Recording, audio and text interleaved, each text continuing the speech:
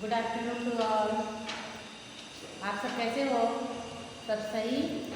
चलिए, आप लोगों को मैंने अभी तक में क्या पढ़ाया है? वाक्य की परिभाषा, वाक्य में कौन कौन से भेद होते हैं वाक्य के, जिसमें उद्देश्य और विधेय मैंने आप लोगों को बताया था। उसके बाद उद्देश्य की विस्तार और विधेय के विस्तार मैंने उसमें बताया। और आप लोगों को मैं इसके बाद आप लोगों को मैंने वाक्य के भेद बताए थे, जो दो प्रकार के होते हैं।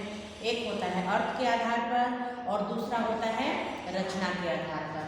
वो भी मैंने आप लोगों को बता दिया था कि अर्थ के आधार पर जो होता है वो 8 भेद होते हैं और रचना के जो आधार पर होते हैं वो 3 भेद होते हैं।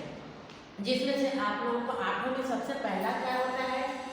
सबसे पहले आप लोग देख लो, आप लोग अपना पेन पेंसिल निकाल कर, कॉपी निकाल कर इसे उतार लेना। और सबसे पहले आप लोग जो भेदों का, जो वाक्य के भेदों के भेद की परिभाषा मैंने पहले ही आप लोगों को ये इसका हेडिंग में दे दिया है, ठीक है।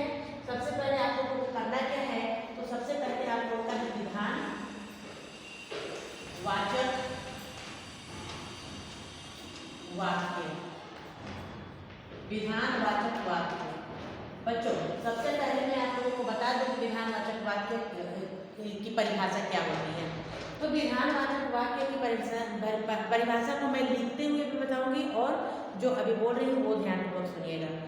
विधानपूर्वक वाचक वाक्य जो होती है तो उसकी परिभाषा होती है जिन वाक्यों में क्रिया जो होती है, क्रिया के होने या करने का बोध होता है, वह विधानवाचक वाक्य कहलाता है।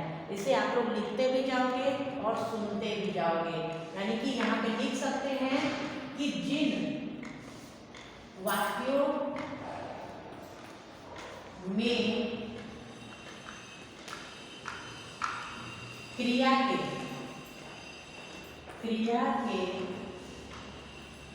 होने या करने का बोध हो क्या कहलाता है बच्चों? विधानवाचक वाक्य कहलाता है, ठीक है। विधानवाचक वाक्य कहलाता है, ठीक है। इस चीज को आप लोग ध्यानपूर्वक सुनोगे, समझोगे। मैं अपने साइड में हूँ, आप लोग इसको देख लो। ज़्यादा है तो स्क्रीनशॉट ले लेना, ठीक है। लेकिन इसे उतारना जरूर अपने कॉपी पर।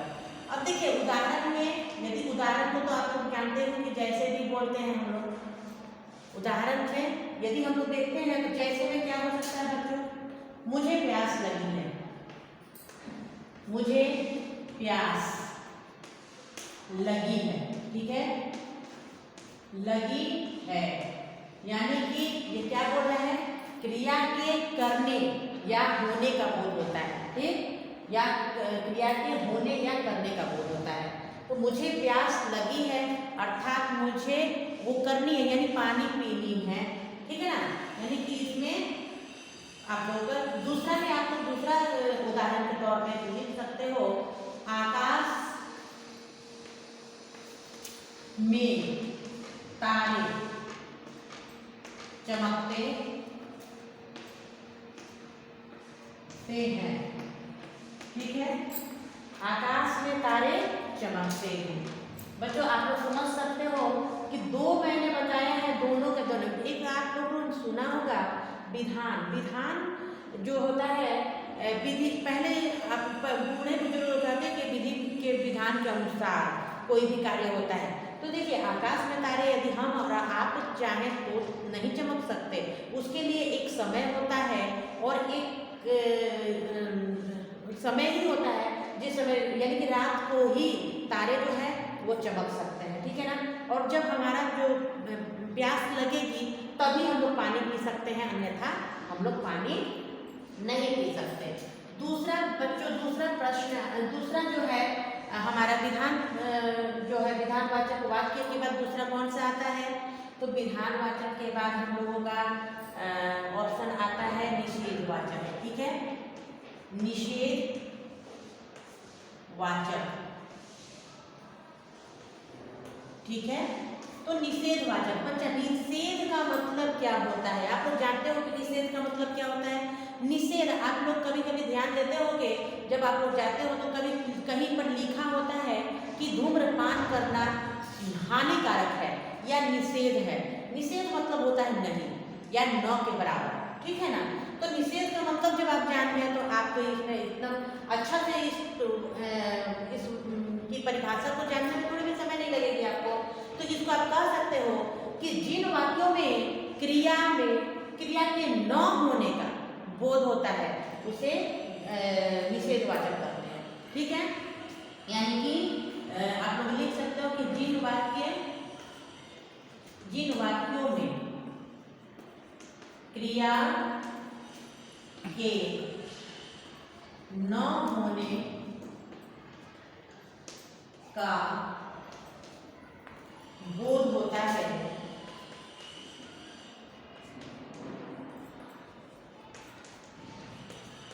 क्या कहलाता है?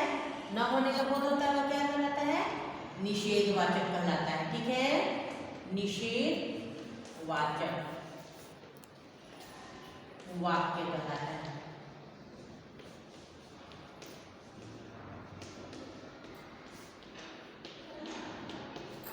समझ में आ गया बच्चों आप लोगों को? ठीक है। अब इसके में हम लोग इसी चीज को हम लोग लेकर चल सकते हैं, यानी कि इसके जैसे में जब हम लोग जाएंगे बेटा तो आप लोग ध्यान दोगे, मुझे प्यास लगी है, हम इसमें क्या जोड़ देंगे? मुझे प्यास नहीं लगी है। मैंने उदाहरण ऊपर वाले में से ही ले लिया है और आपको बता रही हूँ ताकि आपको ज्यादा समझने में दिक्कत नहीं हो। मुझे प्यास नहीं लगी है, ठीक है। यानी कि इसमें जहाँ भी जो भी उदाहरण होगा उसमें नहीं लगना जरूरी है। फिर दूसरा, आकाश में तारे चमकते हैं, तो आकाश में यहाँ पे आप लिख सकते हो कि आकाश में तारे चमकते, यहाँ पे मैंने लिखा है, चलिए ठीक है, लेकिन आकाश में तारे नहीं चमक रहे हैं, ठीक है। यानी कि आप समझ सकते हो कि इसमें नहीं चमक आकाश में तारे नहीं, मुझे प्यास नहीं लगी है, सॉरी यहाँ पे मेरा लगी छूट गया था, मैंने लगा दिया इसमें नहीं, सॉरी लगी, ठीक है। आकाश में तारे नहीं चमक रहे हैं, ठीक है बच्चों। आप लोग अब क्या करोगे? इस को पहले अच्छा से पढ़ लोगे, समझ लोगे, उसके बाद आप लोग क्या करोगे? इस चीज को अपने प्रैक्टिस कॉपी पर लिखोगे और याद करोगे। आप लोगों के लिए बस इतना ही। धन्यवाद।